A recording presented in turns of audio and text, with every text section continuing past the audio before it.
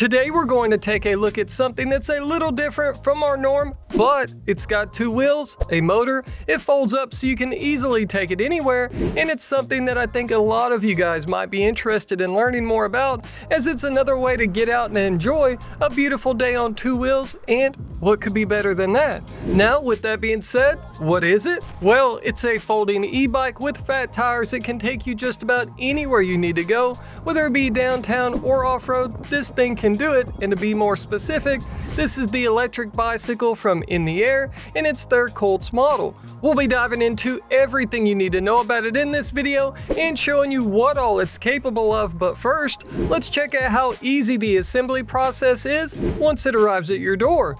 After cracking the box open, you'll find that it's been packaged well enough that it can be thrown around a good bit by delivery drivers before you'll have to worry about any real damage.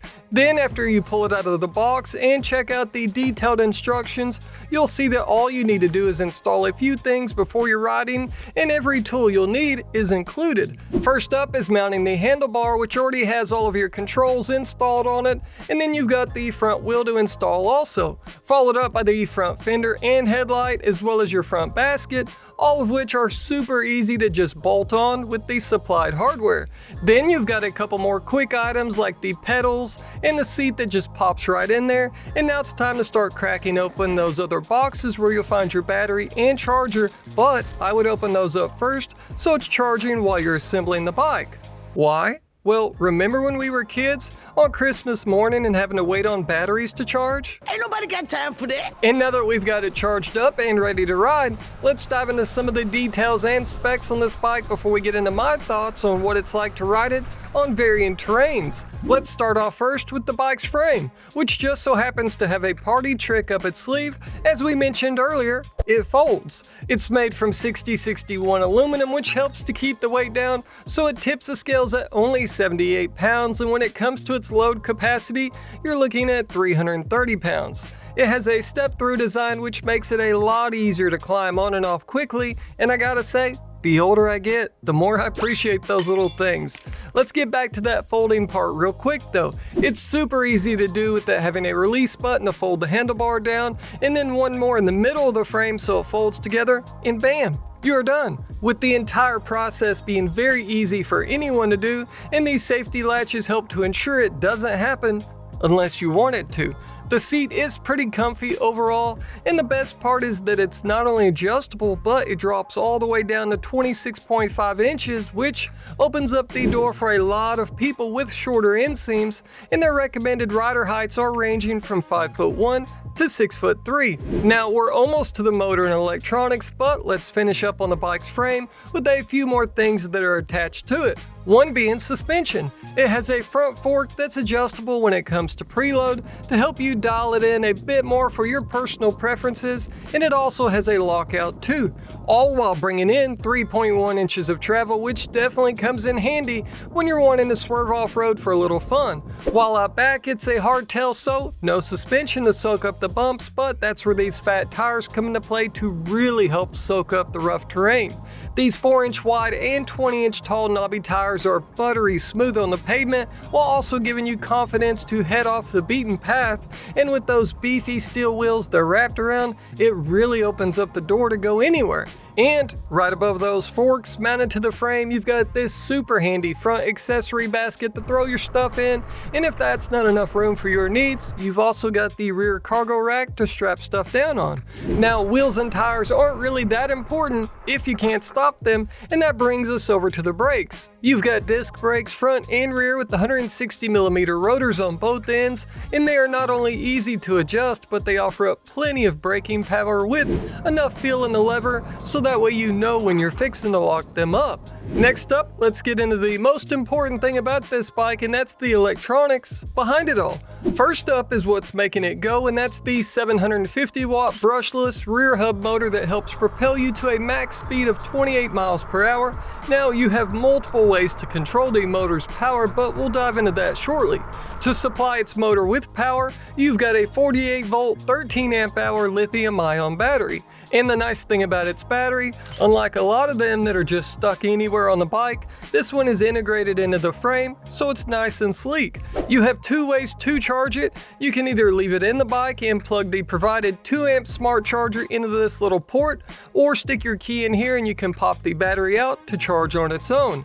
And that battery paired up with this motor gives you an estimated range of 30 to 50 miles, depending on how much pedal assist you're using, but we'll dive more into that shortly. So now that we've got the battery and motor out of the way, we need to talk about what's working with them to drive the wheels we talked about earlier, and that brings us to the handlebars, where you can easily control the 7-speed Shimano derailleur by your right hand, and so far this setup has been extremely smooth in its operation, whether I'm playing on the pavement or off-road. And keep in mind, picking the proper gear can affect your overall range by more than 10%. And speaking of range, you may have noticed up by the shifter there's a little lever, and that's your thumb throttle. If you're in the mood to be a little lazy and don't want to pedal, just press the throttle and you're off. And it really surprised me with just how peppy this thing is when you've got it in the fastest settings, so be prepared before you whack that throttle. Now, all of these bells and whistles with different riding modes is nice and all, but only if you've got a nice display to let you know what's going on. That way, you're not surprised when you do roll on the throttle. So, you've got a nice backlit LCD display that gives you all the information you need to know, with everything from your battery level to a speedometer, odometer, trip meter, pedal assist levels, and whether or not you have your lights on, and more. Which brings us over to the buttons on the left side of the handlebar, and you'll find an up and down arrow as well as the obvious buttons for your lights and horn. Now, what are the up and down buttons for? Well, those are for your pedal assist modes. You've got an option to just pedal the bike if you'd like a normal bicycle, but why would I do that? And for those that would like some power assist from the electric motor, you've got pedal assist modes 1 through 5, and with each bump up, it steadily increases how much it assists and the overall speeds you're going to hit. And if you're in the position where you need to push the bike but don't really want to push it, just hold the down arrow for its walking mode and it'll barely creep along with you as you walk. Now, with all of that being said, what does someone that normally rides motorcycles have to think about this electric bike?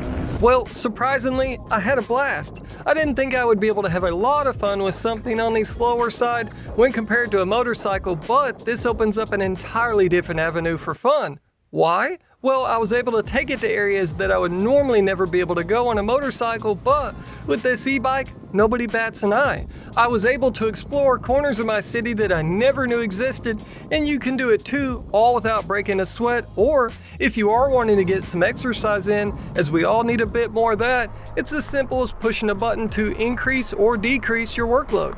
Plus, I found myself breaking out the bike for quick and simple trips around the house. For example, I'm lucky enough to live about a mile from a grocery store, so instead of getting in the car, I just whip out the bike and make use of that very handy front basket.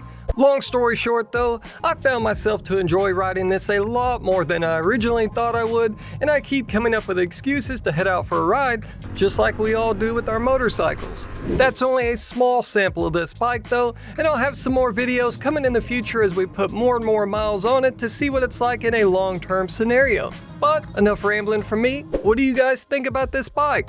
These videos aren't just for me to ramble on, so let's talk about it all down in the comments section.